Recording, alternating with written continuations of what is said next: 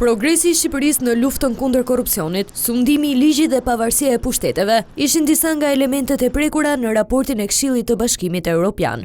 Në dokumentin ku listohen gjetjet për vendet kandidate, Këshilli vlerëson punën e bërë sa i përket drejtësisë. Megjithatë, thekson nevojën e forcimit të kapaciteteve në mënyrë që institucionet të sjellin rezultate më të forta.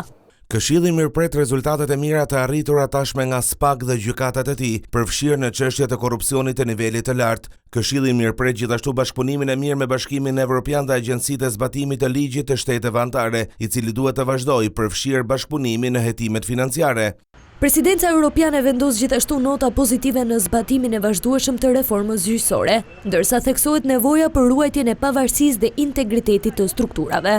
Këshilli thekson rëndësinë e pavarësisë së gjyqësorit, përfshirë strukturën e posaçme kundër korrupsionit dhe krimit të organizuar, si dhe të forcimit të mëtejshëm të qëndrueshmërisë së sistemit të drejtësisë ndaj ndërhyrjeve të brendshme ose të jashtme. Këshilli rikujton gjithashtu rëndësinë që Shqipëria të sigurojë mbrojtje efektive gjyqësore dhe zbatim të qëndrueshëm të vendimeve të gjykatave.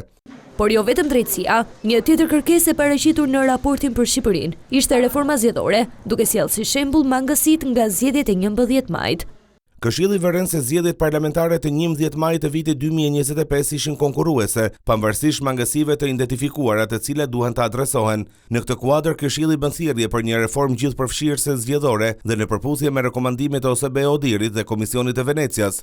Ndërkaq, menaxhimi i territorit, zhvillimi ekonomik dhe politika e jashtme u cilësuan në progrese sipër. Gjithashtu, Këshilli i Bashkimit Evropian theksoi se Shqipëria duhet të vijojë punën sa i përket plotësimit të grup kapitujve, në mënyrë që të përballojë njësoj si vendet anëtare, tregun dhe politikat e Unionit.